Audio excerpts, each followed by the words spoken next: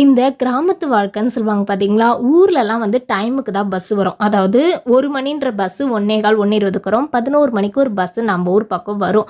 இங்கெல்லாம் எல்லாத்துக்குமே நம்ம ஆட்டோ, ஷேர் ஆட்டோ அப்படி தான் யூஸ் பண்ணி போனோம். ஒரு ஆட்டோக்கு பார்த்தீங்கன்னா, உள்ள ரூ. 100 கேட்பாங்க, உள்ள வரணும்னா. ஸோ எல்லாம் பஸ்ஸுக்கு இது பக்கத்திலேயே ரேஷன் கடை இருக்கிறதுனால, இந்த ஊர சுத்தி இருக்கும்ல சின்ன சின்ன ஊரு, கிராமம் அவங்கலாம் வந்து இப்போ ரேஷன் வாங்குனாங்கன்னா, அந்த டைமுக்கு பஸ் வரும்ன்றதுனால அப்படியே ரேஷன் எடுத்துன்னு பஸ்ஸில போயிடுவாங்க போல. நெறைய பேர் ரேஷன் வாங்கிட்டு வந்து பஸ்ஸுக்காக இங்க வெயிட் பண்ணியிருந்தாங்க. ஸோ நான் ஃபர்ஸ்ட் டைம் இந்த ஊருக்கு வந்துட்டு இந்த ஃப்ரீ பஸ்ல நான் இதான் ஃபர்ஸ்ட் டைம் போறேன். பஸ் வந்துருச்சு இப்ப ஏறியாட்டி. இந்த பஸ் எங்க போகுதுன்னு பார்த்தீங்கன்னா, நம்ம ஊர்லேருந்து ஆவடி வரைக்கும் போவோம். ஆவடி பஸ் ஸ்டாண்ட் வரைக்கும் போவோம்.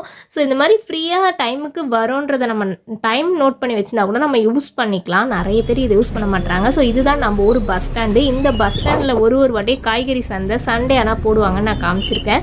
பஸ் ஸ்டாண்ட்ல பஸ்ஸே இருக்காது. காலியா தான் இருக்கும். இங்கேருந்து கோயம்பேடுக்கும் ஒரு பஸ் இருக்கு.